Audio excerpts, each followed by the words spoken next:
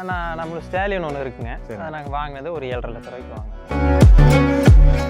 கொஞ்சம் கொடூரமான நோய்ங்க. சரி ரொம்ப ஃபைனல் ஸ்டேஜுக்கெல்லாம் போயிடுச்சுன்னா அந்த குழம்பு கழுடுங்க. சரி அதாவது கழு மெயினாக அந்த வடக்கிருந்து வர குதிரைகளில் வந்து ஏதோ ஒன்று சின்ன காயம் பட்டுச்சுன்னா வைரஸ் அட்டாக் ஆச்சுன்னா அவங்களுக்கு ஒரு சிலர்லாம் போனால் புதுசாக யாராவது போனால் மிரட்டுருங்க. அந்த கடிக்கிறதுக்கு வர உதைக்கிறதுக்கு வர. இப்போ குதிரைனாவே கொள்ளு அப்படின்னு கொள்ளு தான் சாப்பிடுன்னு சொல்லுவாங்க. அது நம்ம குதிரை கொள்ளு கொடுக்குறோங்கண்ணா.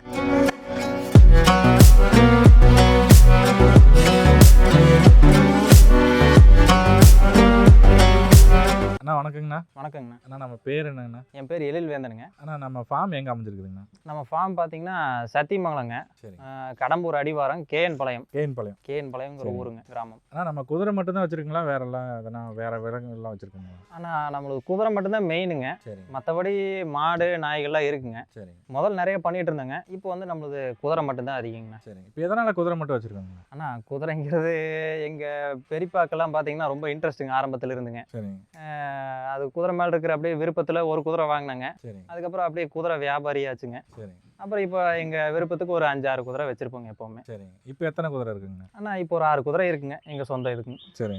இப்போ இந்த பண்ணைன்னு பார்த்தீங்கன்னா குதிரை பண்ணை அப்படிங்கிறது எப்போ ஆரம்பிச்சதுங்கண்ணா? எவ்வளோ நாள் ஆகுது? ஆனால் நம்ம கிட்டத்தட்ட ஒரு 25 வருஷமா குதிரை வச்சுருக்குங்க. சரி கிட்டத்தட்ட ஒரு 20 வருஷத்துக்கு மேலே ஒரு பண்ணையாக இருக்குங்க. பண்ணையாவே ப்ரீடிங் ஒர்க்கு. ஆமாம், சரி. அது எல்லாமே பண்ணுதுங்க. ஆரம்பத்தில் எத்தனை குதிரை வாங்குனீங்க? எவ்வளோ குதிரை வரைக்கும் நீங்கள் அதிகபட்சமாக வச்சுருந்தீங்க? ஆனால் முதல்ல நம்ம வாங்கினது ஒரு குதிரை தாங்க. சரி அது இன்ட்ரெஸ்ட்டில் வாங்கினதுங்க. மாடுகள்லாம் வச்சுருந்தப்போ ஒரு குதிரை வாங்குச்சுங்க. சரி அதை அப்படியே வந்து இன்ட்ரெஸ்ட்டில் நிறைய குதிரை வாங்கி அதுக்கப்புறம் அங்கே நார்த்துலேருந்து வாங்கி இங்கே சேல் பண்ணாங்க. சரி அப்போ குதிரை வியாபாரி ஆனாங்க. சரி. அப்புறம் அப்படியே கண்டினியூ பண்ணாங்க. நீங்கள் முத வாங்கின குதிரை 20 வருஷத்துக்கு முன்னாடி என்ன விலைக்கு வாங்குனீங்க? அது வந்து ஒரு இங்கிலீஷ் பிரீட் குதிரைன்னு சொல்லுவாங்கண்ணா. சரிங்க ரேஸில் வந்து ரிஜெக்ட் ஆகிற குதிரைங்க. சரிங்க அது பார்த்தீங்கன்னா நம்ம நார்மலான இந்தியன் பிரீட் குதிரைகளை விட நல்லா ஹைட் அண்ட் வெயிட்டாக இருக்குங்க. சரி சரி அதில் ஒரு குதிரையை வாங்கிச்சுங்க. சரிங்க அதுக்கப்புறம் அது கொஞ்சம் வருஷத்துலேயே இறந்துருச்சுங்க. அது சரி. இருக்கும்போது ஆரம்பிச்சிட்டாங்க. ஒரு 4-5 குதிரையை வச்சுருந்தாங்க. சரி சரி. இப்போ நீங்கள் ஃபஸ்ட்டு வாங்கினதே வந்து நார்த்தில் போய் தான் வாங்கிட்டு வந்தீங்க? ஆமாங்க, சரி. ஃபஸ்ட்டு வாங்கினதே அங்கே. இப்போ இந்த மாதிரி குதிரைகள்லாம் நம்ம தமிழ்நாட்டில் நல்ல நல்ல ஒரு ரகமான குதிரைகள் வாங்க முடியுங்களா? இல்லை நார்த்தில் மட்டும்தான் கிடைக்குங்களா? ஆனால் தமிழ்நாட்டிலே நிறைய குதிரை இருக்குங்க. ம் முக்கியமான விஷயம் என்னன்னாங்க, சுழிங்க. தமிழ்நாட்டில் யாராக இருந்தாலும் சுழி பார்த்து தான் குதிரையை வாங்குறாங்க. சரி சுழிங்க, அதே மாதிரி நிறம். சரிங்க அதே மாதிரி இப்போது லோக்கல்லே நிறைய குதிரை இருக்குங்க. சரி குதிரையை விற்கிறதுக்கு விருப்பப்பட்டால் தான் நம்ம வாங்க முடியுங்க. சரி விற்கிறவங்க என்னமோ கம்மி தாங்க. சரிங்க அதே மாதிரி புதுசாக நிறைய குதிரையை எதிர்பார்க்குறாங்கன்னா ம் ம் அதுக்கு தகுந்த மாதிரி அவங்களுக்கு தேவைப்படுற மாதிரி காது ப்ரொஃபைலு, ம் குதிரையோட ஹைட்டுங்க, குதிரையோட ஸ்ட்ரக்சரு, அதுக்கு தகுந்த மாதிரி அவங்க வந்து வாங்கணும்னு விருப்பப்பட்டாங்கன்னா நம்ம நார்த்து தான் வந்து பெஸ்ட் சாய்ஸுங்க. சரிங்க. இப்போ ஒரு சிலர்லாம் பார்த்தீங்கன்னா இப்போ நீங்கள் சொன்ன மாதிரியே சுழி பார்த்து தான் வாங்குறாங்க. கண்டிப்பா. நீங்கள் வந்து சுழி பார்த்து தான் வாங்குறீங்களா? இல்லை குதிரை வாங்குறதுக்கு ஒரு அங்கலட்சணம் அப்படின்னா என்னெல்லாம் பார்த்து குதிரை வாங்கணும்? ஆனால் நம்ம வந்து மெயினாக சுழி பார்க்கறது இல்லைங்க. சரிங்க. ஆனால் சுழி பார்த்து தான் ஆகணும். தமிழ்நாட்டு ஆனால் மார்க்கெட் விற்கிற மாதிரி இருந்ததுன்னா சுழி விற்கிற மாதிரி இருந்தால் கண்டிப்பாக சுழி பார்க்கணுங்க. ம் சுழி மேலே எங்களுக்கு நான் என்னமோ நம்பிக்கை இல்லைங்க. சரிங்க ஆனால் வந்து சுழி கண்டிப்பாக தேவைங்க. சரி சரிங்க நாங்கள் எடுக்கிறது வந்து ஹைட்டுங்க, அப்புறம் குதிரையோட ஸ்ட்ரக்சருங்க, அப்புறம் காது ப்ரொஃபைலு, அப்புறம் சுழிங்க. இப்போ சுழினா எந்த இடத்துல இருக்கணும்? இப்போ மாட்டுக்குன்னு பார்த்தீங்கன்னா நெத்தியில் ஆமாம். கொடனில இந்த மாதிரி சொல்லுவாங்க. குதிரைக்கு வந்து எந்த இடத்துல சுழி இருக்கும்? என்ன சுழி? அதனுடைய பேர் என்ன சொல்லுவாங்க? ஆனால் குதிரையில் நெத்தி சுழி இருக்குங்க, கழுத்துலலாம் சுழி இருக்குங்க, அப்புறம் காலில் சுழி இருக்குங்க, இடுப்பில் சுழி இருக்குங்க. அது ஒவ்வொரு சுழிக்கும் ஒவ்வொரு பேருங்க. எனக்கு அந்த அளவுக்கு சுழியிலலாம் அனுபவம் இல்லைங்க. சரிங்க உண்மையாக சொல்ல போனால் சரிங்க எனக்கு பெருசாக தெரியாது. சுழி ஒரு பேசிக் தெரியுங்க, சரி. அவ்வளோதாங்க. சரி சரி. இப்போ காது ப்ரொஃபைல்னா எல்லா குதிரைக்குமே பார்க்குறப்ப அந்த ஒரு மாதிரி இப்படி வளைஞ்ச மாதிரி ஒரு காது தான் இருக்குது. அது எப்படி ஆமா. காது ப்ரொஃபைல்னு சொல்கிறீங்க? அது என்ன இப்போ வித்தியாசமாக இருக்கும்? ஆனால் காது ப்ரொஃபைலுங்கிறது அதாவது மார்வாருக்கு பார்த்தீங்கன்னா அந்த கொக்கி காதுன்னு சொல்லுவாங்க. சரிங்க நம்ம இந்தியன் பிரீடுக்கு இருக்கிற காதுக வந்து அதாவது நான் ஆரம்பத்திலே சொன்ன மாதிரி இந்த தரோ பிரீடுன்னு சொல்லுவாங்க. இங்கிலீஷ் பிரீடுக்கெல்லாம் இருக்காதுங்க. சரிங்க நாட்டு குதிரைகளோட காது பார்த்தீங்கன்னா ஒரு மாதிரி விரிஞ்ச மாதிரி தான் இருக்குங்க. சரிங்க அந்த கொக்கி வராதுங்க. சரிங்க. மெயினாக வந்து மார்வார் குதிரைகளில் அந்த கொக்கியை நம்ம பார்க்க முடியுங்க. ஆனால் இப்போ மாடுகள் பொறுத்தளவுக்கு பார்த்தீங்கன்னா இப்போ இத்தனை பல்லு போடுறது இத்தனை வயசு, ஒரு 4 ஆமா. பல்லுனா ஒரு 3 வயசு 4 வயசு 5 வயசு வரைக்கும் சொல்லுவாங்க. இப்போ குதிரைக்கு வந்து பல்லு போடுறது அந்த மாதிரி சொல்லுவாங்களா? இல்லை குதிரையுடைய வயசு வந்து எதை வச்சு கணிப்பாங்க? பல்லு தாங்க. பல்லு பல்லு போடுறத வச்சு தான் குதிரைக்கு வயசு சரி. கணிக்கிறது. இப்போ குதிரைக்கு வந்து ஒரு 3 பல்லு 2 பல்லு போட்டிருக்குன்னா எத்தனை வயசு இருக்குங்கண்ணா?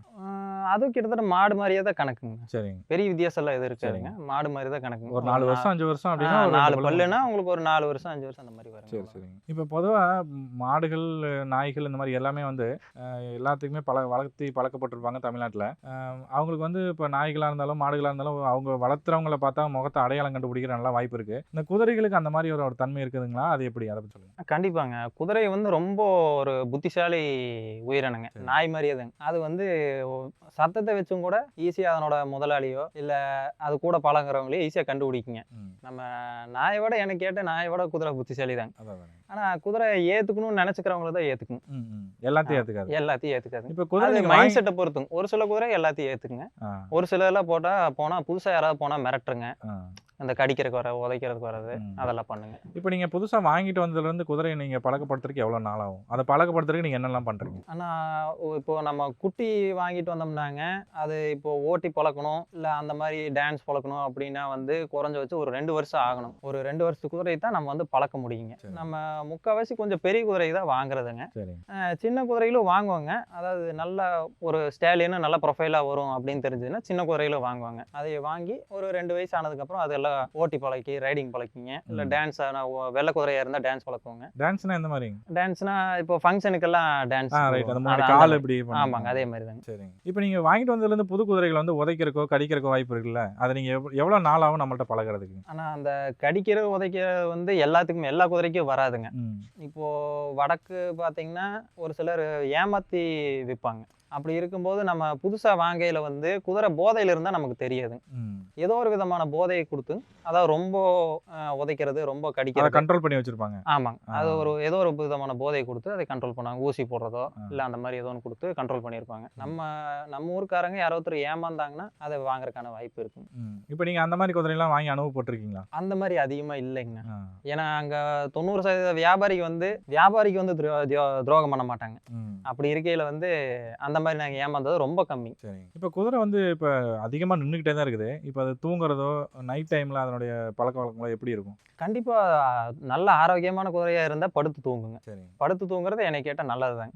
யாரா இருந்தாலும் ஒரு வெட்டினரியன் கேட்டீங்கனாலும் குதிரை படுத்து தூங்குனா நல்லதுதாங்க. நல்ல ரெஸ்ட் எடுக்கும். இப்போ குதிரைக்கு வந்து எந்த மாதிரியான உணவுகள்லாம் கொடுப்பாங்க? குதிரைக்கு பிடிச்ச உணவுனா எந்த மாதிரி உணவு கொடுக்கணும்? குதிரைக்கு எல்லாருமே பொதுவா கொடுக்கறதுன்னு பாத்தீங்கன்னா தவிடுங்க. பூசா தவிடுன்னு சொல்லுவாங்க. அதே மாதிரி ஃப்ளேவர் ஓட்ஸுங்க. ஓட்ஸ்லயே வந்து ஃப்ளேவர் ஓட்ஸ் நம்ம சாப்பிட்ற ஓட்ஸ் மாதிரியே அந்த குதிரைக்கு வந்து தனியா ஃபீடு வருதுங்க. அது கொடுப்பாங்க. அது போக வந்து ஃபீடு தனியா வருதுங்க. குதிரையோட ஹெல்த்துக்கு ஒரு நவதானியம் அந்த மாதிரி மிக்ஸ் எல்லாம் நிறைய வருதுங்க. அது யூஸ் பண்ணலாங்க. இப்போ நாங்கள் முன்னாடி அந்த கட்டு மாதிரி கட்டி வச்சிருக்கோம், அதெல்லாம் என்னதுங்க? அது வந்து கோதுமை பில்லுங்க. சரி.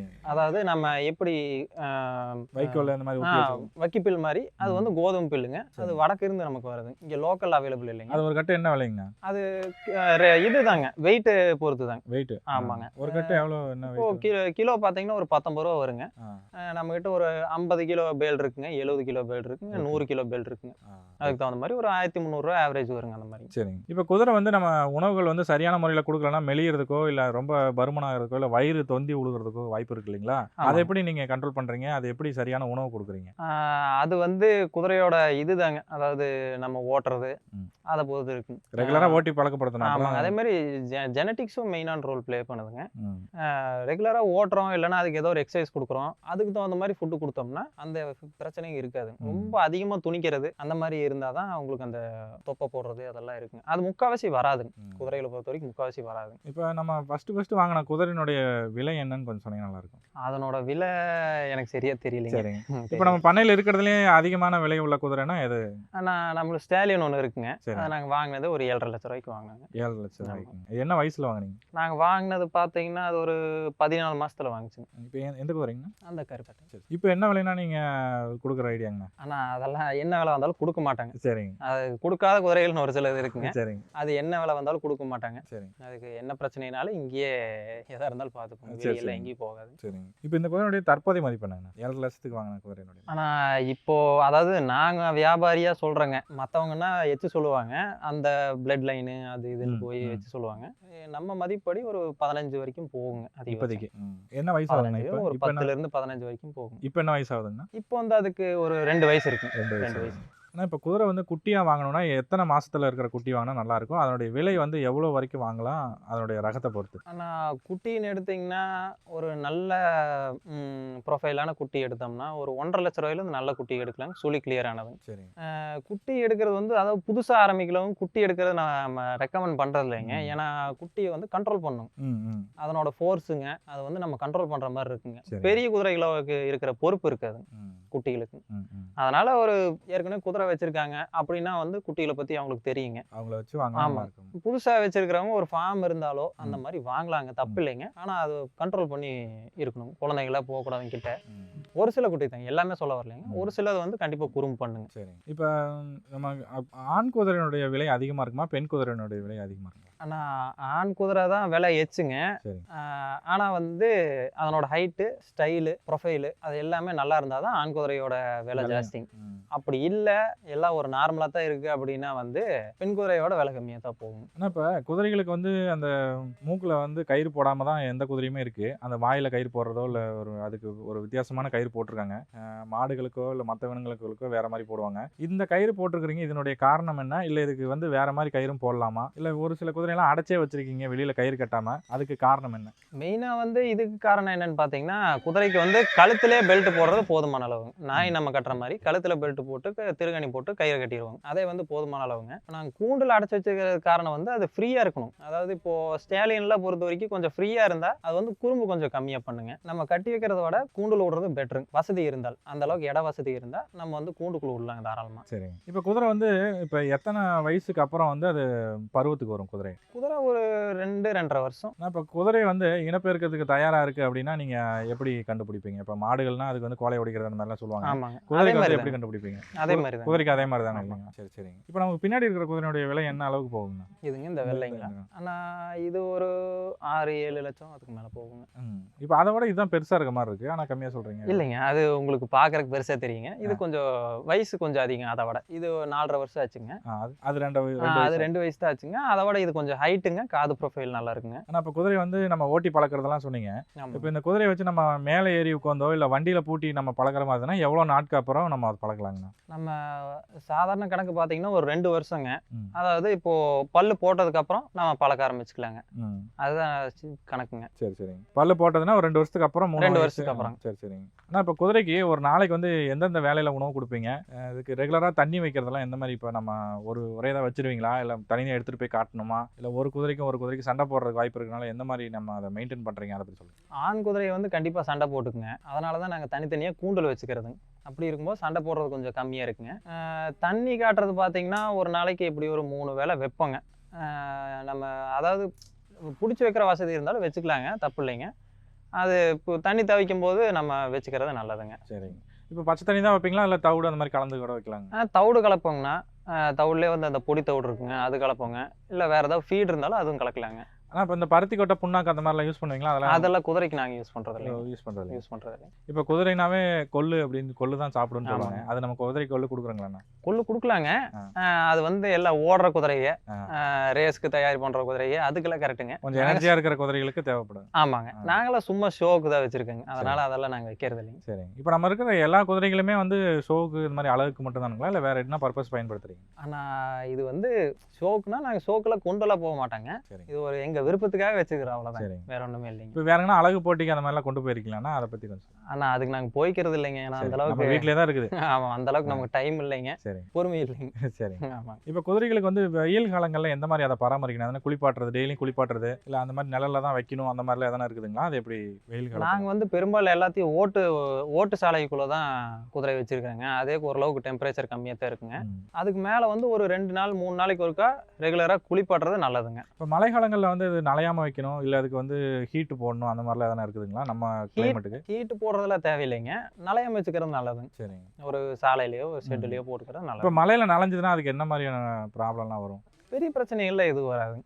ஓரளவுக்கு நலையாம வச்சுக்கிட்டா போதும். ஆமா. மெயினா அந்த சேத்துல நிலம் நிறுத்தினா வந்து கால்ல புண்ணு வருங்க. சரிங்க. மத்தபடி பெரிய பிரச்சனைகள்லாம் எதுவும் இருக்காதுங்க. சரி, சரிங்க. ஆனா குதிரைகளுக்குன்னு பார்த்தீங்கன்னா, பொதுவா என்னென்ன மாரியான நோய்கள்லாம் வர்றதுக்கு வாய்ப்பு இருக்குங்கண்ணா? நம்ம ஃபார்ம்ல என்னென்ன நோய்கள்லாம் வந்திருக்கு? நீங்க அத எப்படி கியூர் பண்ணியிருக்கீங்க? ஆனா முக்கியமான நோயின்னு பார்த்தீங்கன்னா, வயித்து வலி தாங்க. சரிங்க, வயித்து வலி என்னைய கேட்டா வந்து குதிரைக்கு மிகப்பெரிய எதிரிங்க. சரிங்க, அது வர்றதுக்கான இது பார்த்தீங்கன்னா, வேற ஏதாவது சாப்பாட்டுல ஏதோ ஒண்ணு குறை இருக்குங்க. சரிங்க, இப்போ தவிடே பார்த்தீங்கன்னா, தண்ணீல நனைஞ்சதோ, இல்ல அந்த பூசணம் புடிச்சதுன்னு சொல்லுவாங்க. சரிங்க. அந்த மாரி இருந்தாலோ, இல்ல வேற ஏதாவது வேணா இருக்கலாங்க. ஒரு கெட்டு போனதோ, அத சாப்பிட்டுச்சுன்னா அந்த மாரி வயிறு வலி. சாப்பிட்டு குதிரைக்கு ஒத்துக்கலைன்னா, அந்த மாரி பிரச்சனை பண்ணுங்க. சரிங்க. இப்ப இந்த குதிரைக்கு அந்த மாரி வயிறு வலி ஏற்பட்டுருச்சுன்னா, அத எப்படி நம்ம சரி பண்ணிக்கிறோங்கண்ணா? அது நம்ம உடனடியா ஆன்டிபயோட்டிக் போடணுங்க. சரிங்க. வெட்டனரியன உடனடியா இன்டிமேட் பண்ணணுங்க. ம்.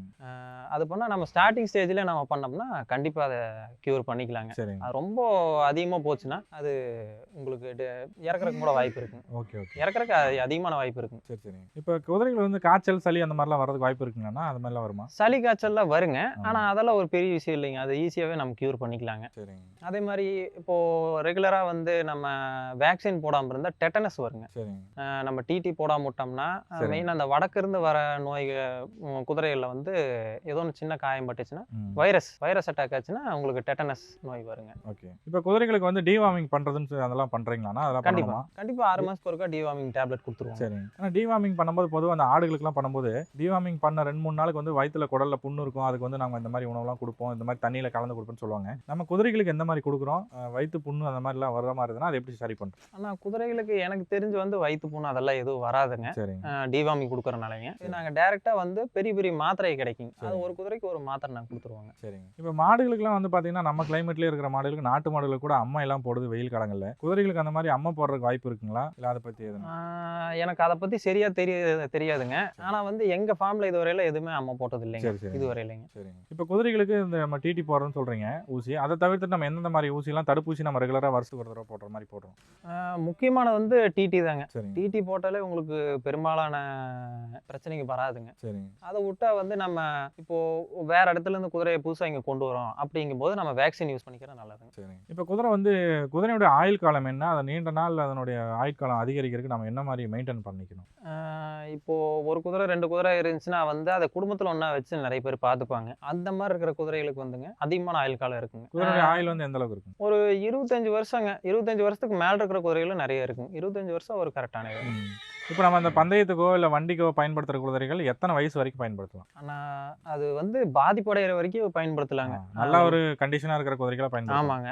இப்போ ரேஸுக்கெல்லாம் பெரும்பாலும் பயன்படுத்துறது பார்த்தீங்கன்னா, கொஞ்சம் நல்ல அதாவது வயசு கம்மியான குதிரைங்க. சரிங்க, நல்ல திறனா இருக்கிற குதிரைங்க அந்த மாரி தான் யூஸ் பண்ணுவாங்க. அப்படி இருக்கிற குதிரைங்க வயசாக அதுக்கு இந்த முட்டியில நோய் வருங்க, கால்ல பிரச்சனைங்க வருங்க. சரிங்க. அப்படி இருக்கும்போது வந்து அதுக்கு ஒரு ஸ்டேஜ்ல ரிட்டயர்மென்ட் ஆயிருங்க அது. ஓகே. ஆனா இப்ப நம்ம ஃபார்ம்லயே இருக்கிற குதிரைகளுக்கு எந்த குதிரைக்கு எதனாவது ஒரு குதிரைக்கு அதிகமான நோய் வாய்ப்பட்டு எதனா இறக்கறதுக்கு வாய்ப்பு இருந்ததுங்களா? இல்ல நீங்க அந்த மாரி எதனா அனுபவம் உங்களுக்கு இருக்குதுங்களா? அந்த குழாம்பு நோய் வருங்க. சரி. அதாவது பாதரோகம்னு சொல்லுவாங்க. குழாம்பு நோய் வருங்க. அத வந்து நம்ம கியூர் பண்ண முடியுங்க. ஆனா முடியாம ஒரு சில குதிரை இறந்திருக்குங்க. சரிங்க, கடைசி ஸ்டேஜ் வந்து ஒரு சரிங்க, சில டைம். ஏன்னா அது கொஞ்சம் கொடூரமான நோய்ங்க. சரிங்க, ரொம்ப ஃபைனல் ஸ்டேஜ்க்குலாம் போயிருச்சுன்னா, அந்த குழம்பு கல்டுங்க. சரிங்க. அதாவது கல்டு கீழ ஆ, வந்துரும். ஆ. அந்த ஸ்டேஜ்க்குலாம் போயிருச்சுன்னா, அது எதுவுமே பண்ண ரொம்ப கஷ்டம். முடியாதுங்க. ஆமாங்க. ஆ. அதெல்லாம் முன்னாடியே நம்ம கியூர் பண்ண முடியுங்க. ம். ஆனா ஒரு கொடூரமான நோயில அதுவும் ஒண்ணுங்க. சரிங்க. இப்ப புதுசா ஒருத்தவங்க குதிரை வாங்கணும், குதிரை வளர்க்கணும்னு நினைக்கிறவங்க, எத பத்தி தெரிஞ்சுக்கிட்டு குதிரை வாங்கணும்? அத பத்தி கொஞ்சம் சொல்லுங்க. அது வந்து உங்களுக்கு பேசிக்கா குதிரை வச்சிருக்கிறவங்க கிட்ட நீங்க ரெஃபர் பண்ணிக்கிறது நல்லது. சரிங்க. அவங்க எப்படி வச்சிருக்காங்க. மெயினா வந்து நமக்கு ஆள் தான் ரொம்ப முக்கியம். ம். ஆள் குதிரை கூட இருக்கணும். ஆமாங்க. குதிரையை பொறுத்தவரைக்கும் கண்டிப்பா ஒருத்தர் இருக்கணும். சரிங்க. அது சொந்த ஆளா இருந்தாலும் சரிங்க, இல்ல நம்ம ஆள் போட்டு பார்க்குற மாரி இருந்தாலும் சரிங்க. கண்டிப்பா வந்து ஒரு ஆள் வேணுங்க. ஆனா ரொம்ப நன்றிங்கண்ணா. இவ்வளவு நேரம் நம்ம குதிரைய பத்தி விவரமா நன்றிங்க. பேசுனதுக்கு.